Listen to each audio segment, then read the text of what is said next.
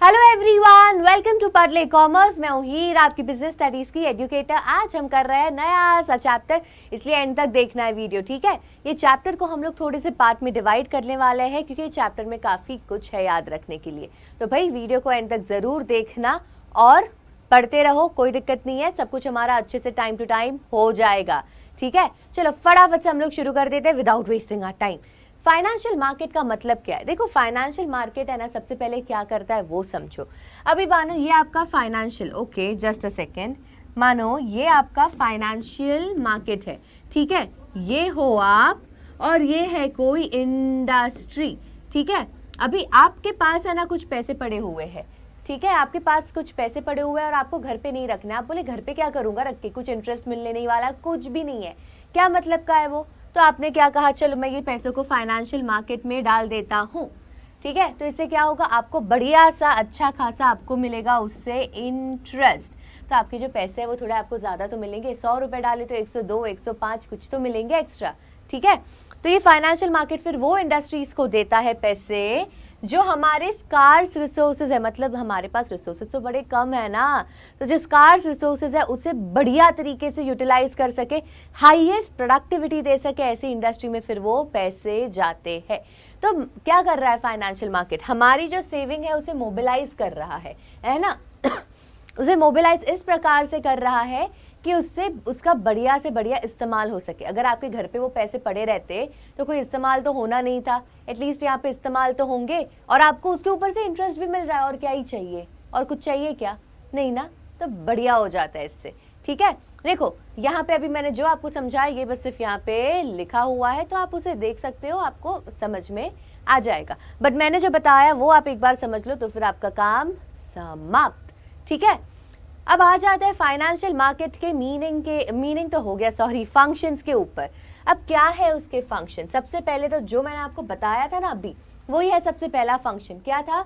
Mobilisation of savings and channelling them into the most productive uses. मतलब अपने savings को mobilise कर रहे हैं और उसको ऐसी जगह पे डाल रहे हैं जहां पर उसका बढ़िया से बढ़िया इस्तेमाल हो सके, ठीक है। अगर देखो ऐसी जगह पर जाने होते जहाँ पे मेरे पैसों का इस्तेमाल नहीं होगा बराबर से, तो क्या मतलब का है? कोई मतलब का है? आपको भी इंटरेस्ट सही से नहीं मिलेगा, जो रिसोर्सेज है वो भी बढ़िया तरीके से यूज़ नहीं हो रहा है, तो उसका कोई अर्थ नहीं है, ठीक है। तो फाइनेंशियल मार्केट इस चीज़ में हमारी काफ़ी ज़्यादा मदद करता है, ठीक है। उसके बाद क्या हेल्प करता है? प्राइस डिस्कवर करने को काफ़ी मदद करता है कि भाई एक शेयर के प्राइस क्या है, कि क्या किसका रेट चल रहा है, वो हमें इसमें ये हेल्प करता है। ऐसा कैसे? डिमांड एंड सप्लाई, ठीक है। अब कितनी ज़्यादा डिमांड है और कितना ज़्यादा सप्लाई है, जहाँ पे वो मिला, ये हो गया आपका प्राइस डिस्कवरी। ये तो आप लोगों को इको में बढ़िया तरीके से पता ही होगा, आपने पढ़ा ही है ना। उसके बाद ये हमारे जो फाइनेंशियल एसेट्स है उसको लिक्विडिटी प्रोवाइड करता है। कैसे? लिक्विडिटी का मतलब क्या है?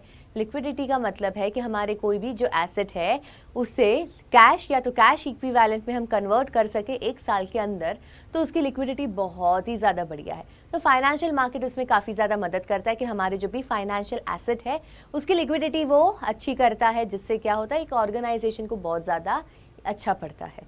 उसके अलावा वो जो कॉस्ट है ट्रांजैक्शन का उसे भी काफ़ी कम कर देता है, ठीक है। तो इतने ही है फंक्शंस। बड़ा इजी चैप्टर आपको बता रही हूँ, इसमें आपको बहुत ज़्यादा दिक्कत नहीं आने वाली है, ठीक है। तो यही है हमारे इसके फंक्शंस। अब देखो हमारा जो फाइनेंशियल मार्केट है ना, हमारा जो फाइनेंशियल मार्केट है वो दो हिस्सों में डिवाइडेड है। एक है मनी मार्केट और दूसरा है कैपिटल मार्केट, ठीक है।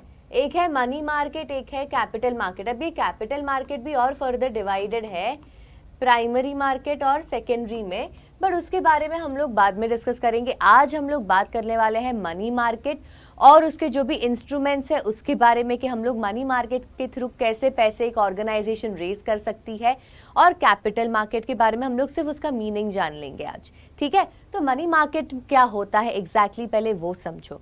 मनी मार्केट का मतलब क्या है? एक वो ऐसी मार्केट है जहां से आप शॉर्ट टर्म के लिए फंड्स उठा सकते हो। शॉर्ट टर्म मतलब कितना शॉर्ट टर्म?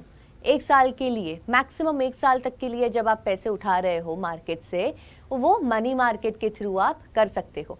तो इसका क्या मतलब हुआ, कैपिटल मार्केट में क्या है, 1 साल से ज्यादा जो लॉन्ग टर्म के लिए आप जब पैसे ले रहे हो मार्केट से, तो वो हमारा कैपिटल मार्केट का हिस्सा बन जाता है।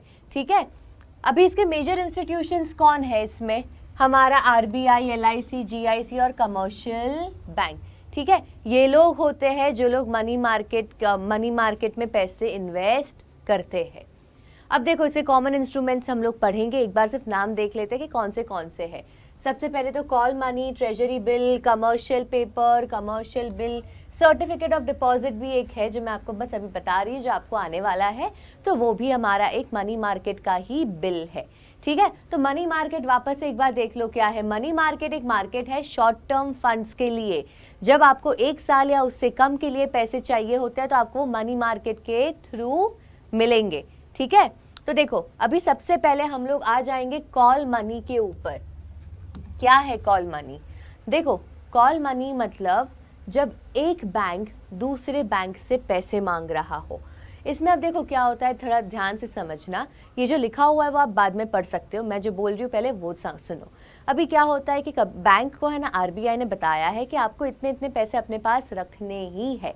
ठीक है, तो पर कभी कभी ऐसा हो जाता है कि बैंक अपना जो उतना जो टारगेट है या तो जितना उनके पास रखने चाहिए पैसे नहीं रख पाई, तो दिक्कत हो जानी है। तो वो लोग क्या करती है, दूसरी बैंक जिनके पास थोड़े ज़्यादा पड़े हुए हैं उनको वो कॉल करेगी।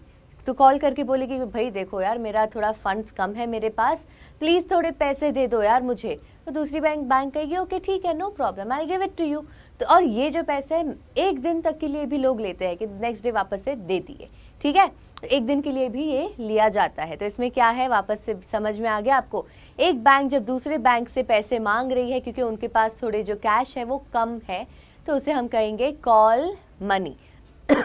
जैसे मैंने आपको कहा ये 1 दिन के लिए होता है, बट मैक्सिमम 15 दिन तक के लिए भी कर सकते हैं। बट ये 1 से 15 दिन के लिए ही है, उससे ज़्यादा तक के लिए एक बैंक दूसरे बैंक के पैसे नहीं रख सकती है। Okay, we they can't keep it. अभी ऑब्वियसली यार पैसे दिए हैं, इंटरेस्ट तो देना ही पड़ेगा, और इसके इंटरेस्ट को क्या कहेंगे, कॉल रेट। और ये कॉल रेट जो है, इंटरेस्ट का रेट है, बहुत ही ज़्यादा वॉलेटाइल है, कुछ भी हो सकता है यार, कुछ 1 दिन में तो क्या क्या चेंज हो जाए क्या ही पता।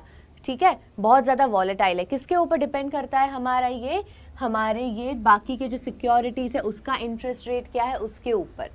अगर बाकी के सिक्योरिटीज़ का रेट बहुत ज़्यादा है तो कॉल मनी जो कॉल रेट है वो कम होगा, इनवर्स रिलेशन है। ठीक है, और अगर बाकी के सिक्योरिटीज़ का रेट जो है, इंटरेस्ट रेट, वो कम है, तो कॉल मनी का जो कॉल रेट है वो बहुत ज़्यादा होगा। बराबर समझ में आ गया कॉल मनी? मैं तो देखो थोड़ा साइड हो जाती हूँ ताकि आप लोग इसे अच्छे से देख सको और आप इसे समझ सको। ठीक है, इसे ध्यान से देख लो और इसे ध्यान से समझ लो। आप लोग स्क्रीन को पॉज कर सकते हो ताकि, मतलब वीडियो को पॉज कर सकते हो ताकि आप इसे एक बार देख लोगे। ठीक है, चलो नेक्स्ट आ जाते हैं ट्रेजरी बिल पे। अब ये ट्रेजरी बिल है ना, जब गवर्नमेंट को पैसे चाहिए होते हैं ना, तो गवर्नमेंट जाती है आरबीआई के पास और आरबीआई को कहती है अरे यार प्लीज़ एक काम कर दो मेरा यार, जो ट्रेजरी बिल है ना, ट्रेजरी बिल को इशू कर दो हमारे लिए। बराबर, वो कहती है हमारे लिए, गवर्नमेंट कह रही है आरबीआई को हमारे लिए ट्रेजरी बिल इशू कर दो और इसे बेच दो। तो वो पूछेंगे किसको बेचे, वो बोलेंगे बैंक को, जनरल पब्लिक को, जिसको चाहिए उसको दे दो, हमें कोई प्रॉब्लम नहीं है। अभी गवर्नमेंट कह रही है हमें अभी फिलहाल के लिए पैसे चाहिए। अभी ट्रेजरी बिल है ना, बहुत बढ़िया होता है। सबसे पहले तो ये जान लो 14 दिन से लेके 364 डेज तक के लिए ये हो सकता है। ठीक है, मतलब अगर आपने ट्रेजरी बिल में पैसे डाले हैं 364 डेज के अंदर आपको पैसे मिल जाएंगे। अब इसमें बढ़िया चीज़ क्या है वो सुनो। अब मानो ये मेरा ट्रेजरी बिल है, ट्रेजरी बिल का फेस वैल्यू है 150 रुपये। ठीक है, तो जब मैं इसको मैं जनरल पब्लिक हूँ, ठीक है, जब मैं इसको खरीदूंगी ना तो आरबीआई मुझे कहेगी अरे यार आप ना, अरे कोई दिक्कत नहीं, आपके लिए ना, आप सबके लिए हम एक काम करते हैं, आप सब लोग इसको खरीदो 130 में। ठीक है, तो जब मैं इसे खरीदूंगी मैं इसे डिस्काउंट पे खरीदती हूँ, बट जब मुझे वापस से पैसे मिलेंगे ना, गवर्नमेंट देखो 364 डेज के बाद तो मुझे पैसे वापस से गवर्नमेंट को देने ही पड़ेंगे ना। तो जब मुझे वापस से मेरे पैसे मिलते हैं ना, तो वो लोग मुझे जो यहाँ पे लिखा हुआ है ना, जितना वैल्यू उतने पे ही दे देंगे, जो फेस वैल्यू है उतना मुझे पूरा वो लोग पैसे देंगे। तो देखो डिस्काउंट पे लिया बट एट पार मेरे को मेरे पैसे मिल गए, तो मेरा 20 रुपये का यहाँ फ़ायदा हुआ या नहीं हुआ। ठीक है, और ट्रेजरी बिल बहुत ज़्यादा सेफ होते हैं। ऐसा क्यों? गवर्नमेंट है इसमें, आरबीआई है इसमें। जब गवर्नमेंट और आरबीआई किसी में आ जाए तो भाई आपको टेंशन लेने की ज़रूरत ही नहीं है, आपको आपके पैसे वापस मिल ही जाने हैं। ठीक है, आपको वो टेंशन नहीं करे बाप रे हमारे पैसे डूब गए तो क्या होगा, कुछ नहीं डूबेंगे। जहाँ पे गवर्नमेंट आ जाती है वहाँ पे पैसे डूबते ही नहीं है। ठीक है, तो अब और इसको एक और चीज़, इसको ज़ीरो कूपन बॉन्ड्स भी कहा जाता है। ठीक है, इसको ज़ीरो कूपन बॉन्ड्स भी कहते हैं। तो एक बार फटाफट से देख लीजिए भाई ट्रेजरी बिल क्या है, उसके बाद हम लोग नेक्स्ट पर आ जाते हैं।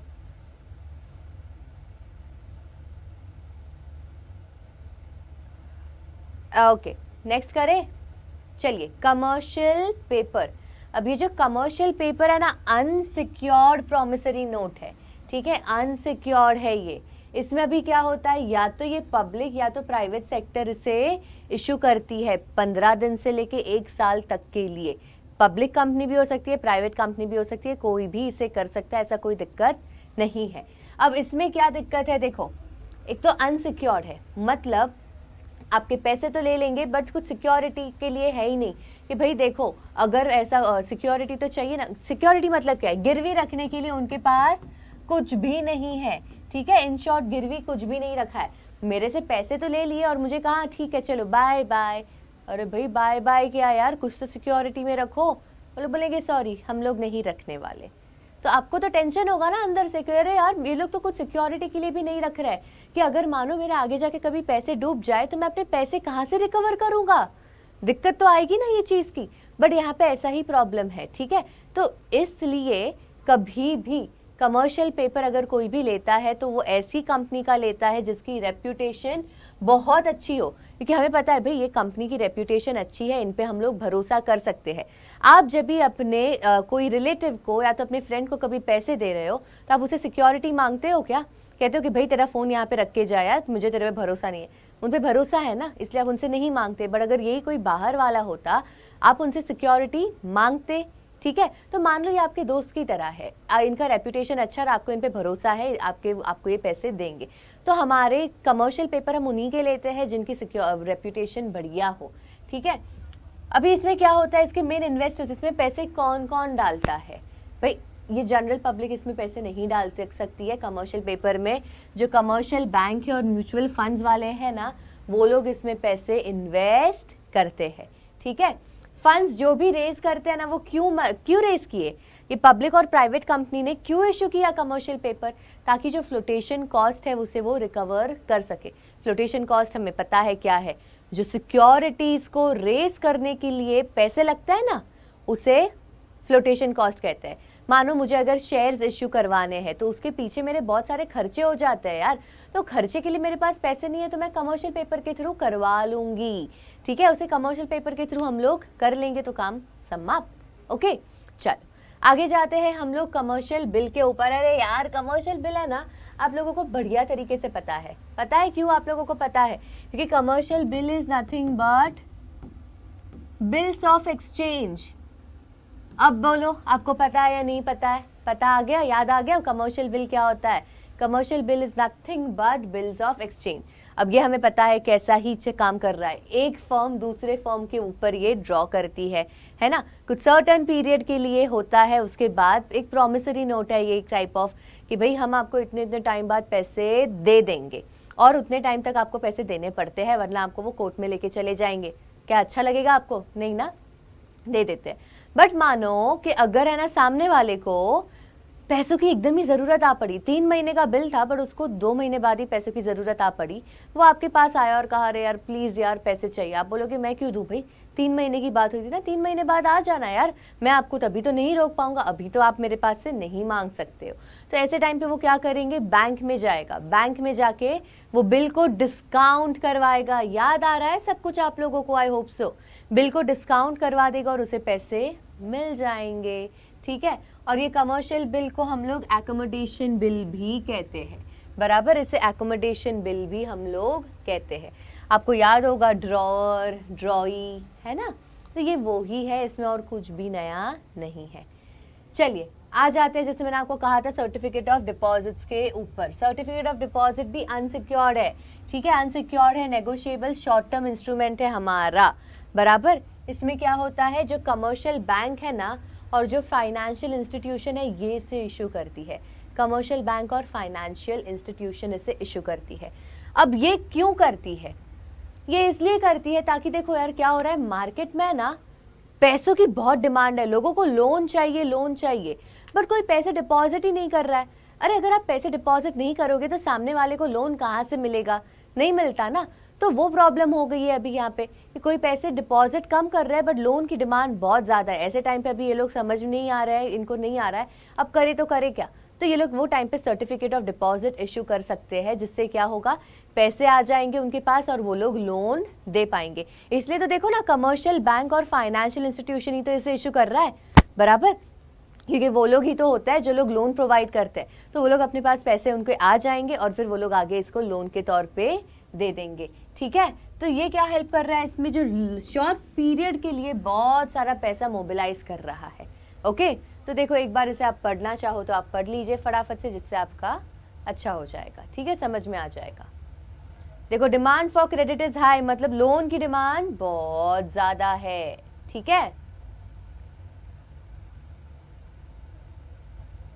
चलिए फटाफट से आ जाते हैं कैपिटल मार्केट में। कैपिटल मार्केट जैसे मैंने आपको कहा, जिसमें पैसे जो फंड्स है वो लॉन्ग टर्म के लिए, 1 साल से ज्यादा के लिए जब डाले जाए तो वो कैपिटल मार्केट होता है। कैपिटल मार्केट अगर समझना है ना, एक चीज ध्यान रख लो, शेयर्स।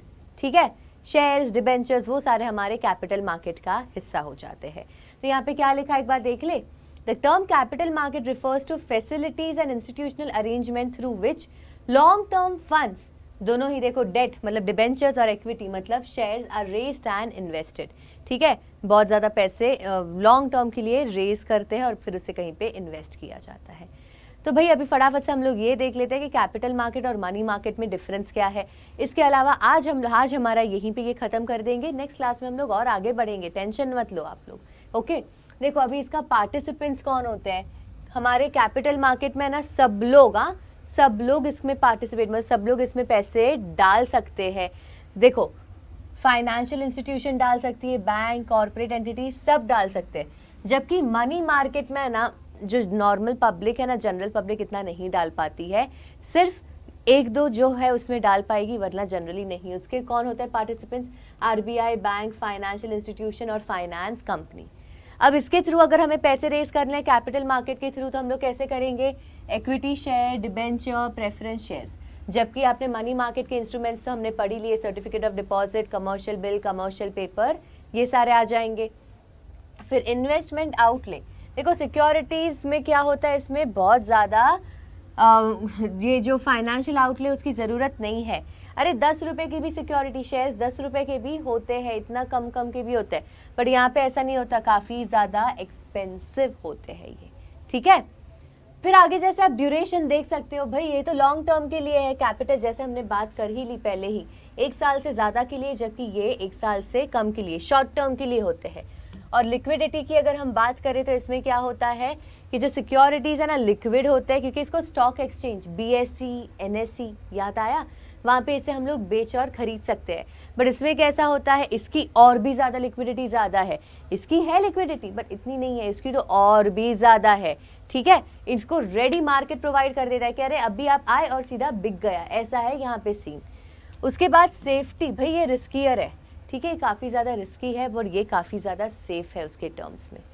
और फिर एक्सपेक्टेड रिटर्न की अगर हम बात करें, यहाँ पे एक्सपेक्टेड रिटर्न काफ़ी ज़्यादा होता है, क्योंकि 1 साल से ज़्यादा के लिए डाल रहे हो ना, ज़्यादा टाइम के लिए डालोगे तो ज़्यादा आपको रिटर्न भी मिलेगा। बट यहाँ पे थोड़ा कम होता है, क्योंकि 1 साल से कम के लिए डाला है तो रिटर्न भी उस हिसाब से हमें कम ही मिलना है। ठीक है, समझ में आ गया एकदम बढ़िया तरीके से? कोई डाउट आई होप सो नहीं है, पर अगर फिर भी आपको अगर कोई भी डाउट है तो प्लीज़ कमेंट में लिख देना, I will surely help you with all your doubts. ठीक है, तो फिर भाई मिलती हूँ आपको नेक्स्ट क्लास में, इसका ही टॉपिक जो है इसका L2 के साथ। तो और अगर आप चैनल पर नए हो तो अभी के अभी सब्सक्राइब करो यार, जल्दी जल्दी कर लो प्लीज़। हाँ, और जो बेल आइकन है उसे भी प्रेस कर देना, ताकि हमारा जब भी नया वीडियो आए आपको तुरंत ही पता लग जाए। ठीक है, थैंक यू एवरीवन।